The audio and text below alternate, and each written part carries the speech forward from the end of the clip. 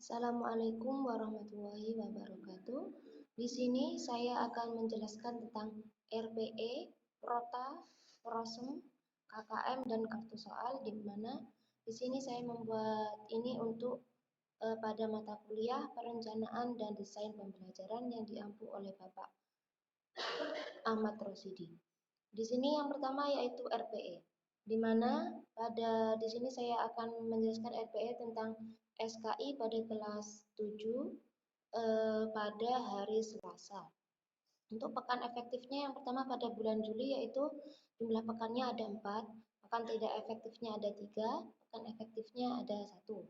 Untuk Agustus jumlah pekannya ada 5, tidak efektifnya tidak ada, dan efektifnya 5.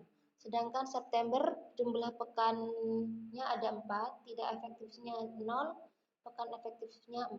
Dan Oktober 4 pekannya, pekan tidak efektifnya tidak ada, dan pekan efektifnya 4. Untuk November sendiri pekannya 5, tidak efektif 0, dan pekan efektif 5.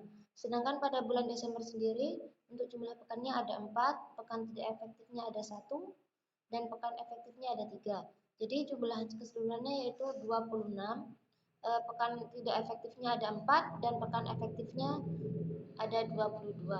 Untuk yang semester genap juga itu sama, bisa dilihat sendiri bahwa Januari 4, pekan efektifnya Februari ada 5, Maret 4, sedangkan April ada pekan tidak efektifnya 3, pekan efektifnya 1, Mei tidak efektifnya 0, pekan efektifnya 5, Juni pekan efektifnya 3, dan pekan tidak efektifnya 1. Jadi jumlahnya hampir sama. Dan untuk jumlah pekan efektifnya itu ada 22 pekan. Untuk jumlah KB-nya itu ada 44 JP, jumlah KD-nya ada 9, PH-nya 2 kali, dan jumlah PH kalian 4 JP, cadangan ada 4, jadi jumlah jam efektifnya ada 36. Mungkin itu. Untuk selanjutnya yaitu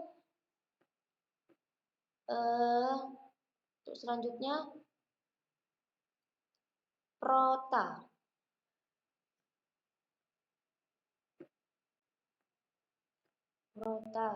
Prota di sini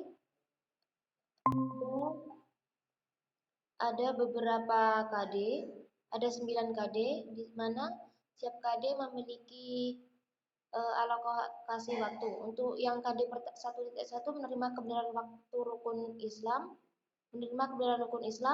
di sini alokasi waktunya ada 4, jumlah pertemuannya ada 2 tatap muka, dan seterusnya.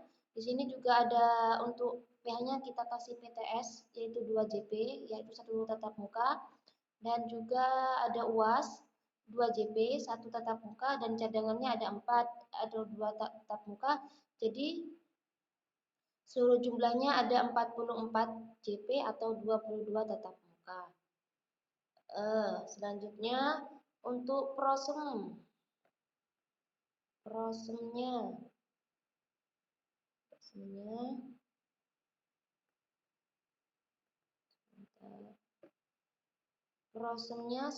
hampir sama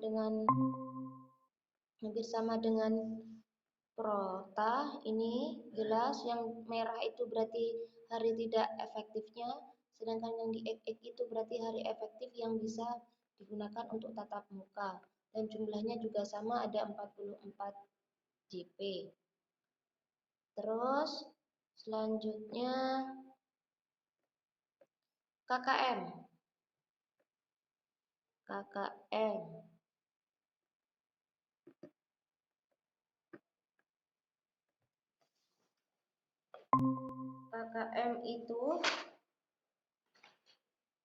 KKM itu di sini kita menghitungnya menggunakan per KD, jadi biar tidak terlalu banyak dan tidak terlalu bingung. Untuk kompleksitas sendiri yaitu nilai tinggi itu dari 50 sampai 64, nilai rendah 65 sampai 80, dan nilai rendahnya 81 sampai 100. Sedangkan Intek itu nilai tingginya 81 sampai 800, nilai sedangnya 65 sampai 80, nilai rendahnya 50 dan 64. Sedangkan untuk pendidik dan daya dukung sama seperti Intek. Baik, di sini untuk KD yang pertama menjelaskan pengertian kebudayaan Islam. Dalam KD-nya ada beberapa isi. Yang pertama menyebutkan pengertian kebudayaan Islam. Di sini kompleksitasnya saya kasih nilai 70, yaitu saya kasih nilai sedang. Untuk inteknya 74 juga nilai sedang. Pendidik dan daya dukung adalah 75 juga sedang. Habis itu 70 tambah 74 tambah 75 dibagi 3 ada 73. Untuk yang kedua menunjukkan contoh kebudayaan Islam, kompleksitasnya nilainya sedang, intake-nya juga sedang, pendidik dan daya dukungnya juga 76 dan itu nilainya tinggi. Nilainya sedang semua.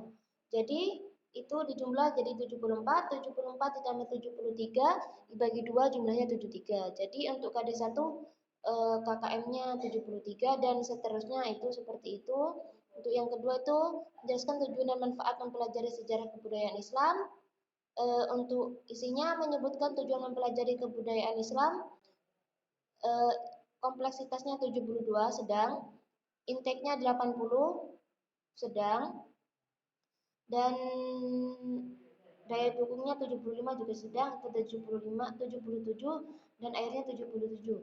Dari semua itu dijumlahkan semua per KD menjadi hasilnya yaitu ada berapa itu dan dibagi 9 tambah akhirnya KKM-nya menjadi 76 untuk pelajaran SKI pada kelas 7 ini. Baik, untuk selanjutnya yang terakhir yaitu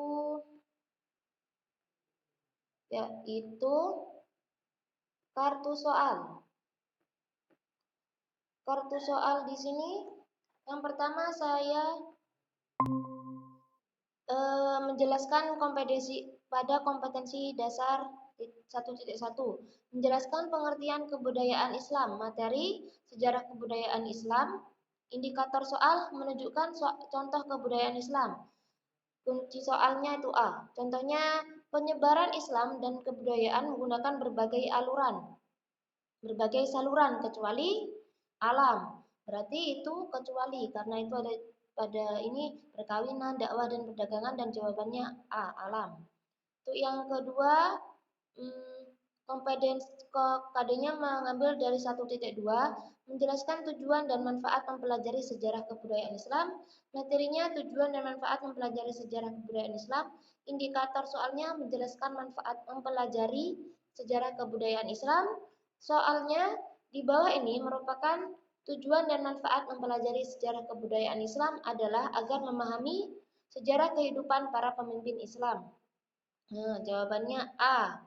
Untuk yang nomor 3, pada KD 2.1 mendeskripsikan misi Nabi Muhammad SAW sebagai rahmat bagi alam semesta, membawa kedamaian, kesejahteraan dan kemajuan masyarakat. Materinya yaitu sejarah Nabi Muhammad SAW periode Mekah.